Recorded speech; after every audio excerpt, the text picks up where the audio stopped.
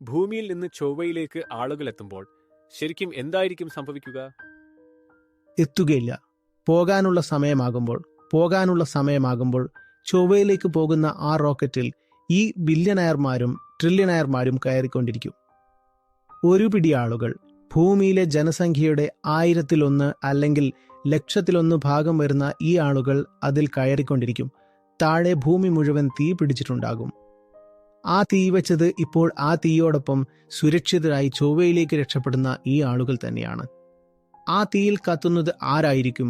താഴെയുള്ള സാധാരണക്കാരൻ. അപ്പോൾ ഈ റോക്കറ്റ് ഇങ്ങനെ പോവുകയാണ്. അതിനുള്ളിൽ ഇവരൊക്കെ ഇരിക്കുന്നുണ്ട്. നമ്മൾ യഥാർത്ഥത്തിൽ മതവിരുദ്ധരും നാസ്തികരും എന്ന് വിളിക്കേണ്ട, അല്ലെങ്കിൽ സമൂഹത്തിന്റെ ഭാഷയിൽ പറഞ്ഞാൽ ചൂഷകർ എന്ന് വിളിക്കേണ്ട ഈ ആളുകളാണ് ഇരിക്കുന്നത്. റോക്കറ്റ് ചൊവ്വയിലേക്ക് പോവുകയാണ്.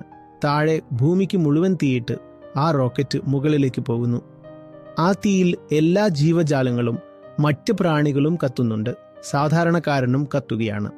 എന്നിട്ടും സാധാരണക്കാരൻ പറയുന്നു, അയ്യോ സർ, പോകുന്നതിനു മുൻപ് ഒരൊപ്പിട്ട് തരാമോ? ഞാൻ നിങ്ങളുടെ വലിയ ആരാധകനാണ്. നിങ്ങൾ എൻ്റെ റോൾ മോഡലാണ്. സാധാരണക്കാരന് അപ്പോഴും ബുദ്ധി ഉദിക്കില്ല. I love the way you speak. I love the way you accumulate wealth. I love the way you accumulate power. Sir, എനിക്കൊരു ഓട്ടോഗ്രാഫ് ഒപ്പിട്ട് തരണം സർ. അദ്ദേഹം ചിരിച്ചുകൊണ്ട് ഓട്ടോഗ്രാഫ് ഒപ്പിട്ട് കൊടുത്ത് ചൊവ്വയിലേക്ക് പറന്നുയരുന്നു.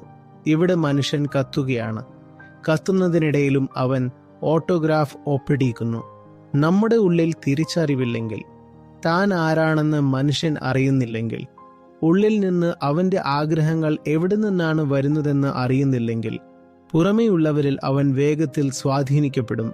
അതുകൊണ്ട് നമ്മൾ ഏതെങ്കിലും പുറമേയുള്ള ചൂഷകനെ കുറ്റപ്പെടുത്തുന്നതിനു മുൻപ് നമ്മൾ നമ്മളെ തന്നെ കുറ്റപ്പെടുത്തേണ്ടത് അത്യാവശ്യമാണ്. നിങ്ങൾ കൊള്ളയടിക്കപ്പെടാൻ തയ്യാറാണെങ്കിൽ കൊള്ളയടിക്കാൻ ഒരാൾ വന്നുകൊണ്ടേയിരിക്കും. അതുകൊണ്ട് ഏറ്റവും അടിസ്ഥാനപരമായ ചോദ്യം ഇതാണ്: നിങ്ങൾ എന്തിനാണ് കൊള്ളയടിക്കപ്പെടാൻ തയ്യാറായത്?